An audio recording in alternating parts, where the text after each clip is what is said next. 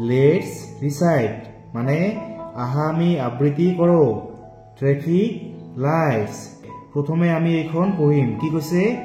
red says stop green says go wait and watch before you go তোমালোকে এখন মুখস্থ কৰিবা red says stop green says go wait and watch before you go এতিয়া আমি ইয়াৰ অসমীয়া অৰ্থ বুজিবলৈ চেষ্টা কৰিম ট্ৰাফিক লাইটস ৰাস্তাত যে ট্ৰাফিক লাইটস থাকে এইবোৰ হৈছে কি traffic lights red says stop red মানে হৈছে ৰঙা মানে ৰঙা ৰংটোৱে কি কয় স্টপ মানে হৈছে থামা মানে ৰাস্তাত যেতিয়া এই ৰঙা ৰঙৰ লাইটটো জ্বলি থাকে তেতিয়া আমি থামিব লাগে তেতিয়া আমি ৰব লাগে তাৰ পিছত গ্ৰীন সেজ গো গ্ৰীন মানে হৈছে সেউজীয়া ৰাস্তাত যেতিয়া এই সেউজীয়া ৰঙৰ লাইটটো জ্বলি থাকে তেতিয়া আমি যাব লাগে তেতিয়াহে আমি যাব লাগে তাৰ পিছত wait and watch before you go wait মানে হৈছে অপেক্ষা কৰা এন্ড ওয়াচ ওয়াচ মানে হৈছে চোৱা মানে অলপ অপেক্ষা কৰা আৰু চোৱা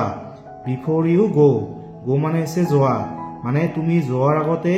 অলপ অপেক্ষা কৰা আৰু চোৱা তোমালোকে এইখন এনেকৈ পঢ়িবা তাৰ পিছত লিসেন এন্ড সে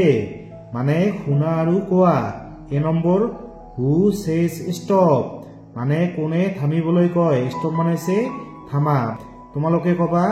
রেড সেজ স্টপ মানে ৰঙা ৰংটোৱে কি কয় থামা তাৰ পিছত বি নম্বৰ হু সেজ গো মানে কোনে যাবলৈ কয় গো মানে হৈছে যোৱা কোনে যাবলৈ কয় গ্ৰীন সেজ গো মানে সেউজীয়া ৰংটোৱে কি কয় গো মানে যোৱা মানে ৰাস্তাত যেতিয়া সেউজীয়া লাইটটো জ্বলি থাকে তেতিয়া আমি যাব লাগে আৰু যেতিয়া ৰেড মানে হৈছে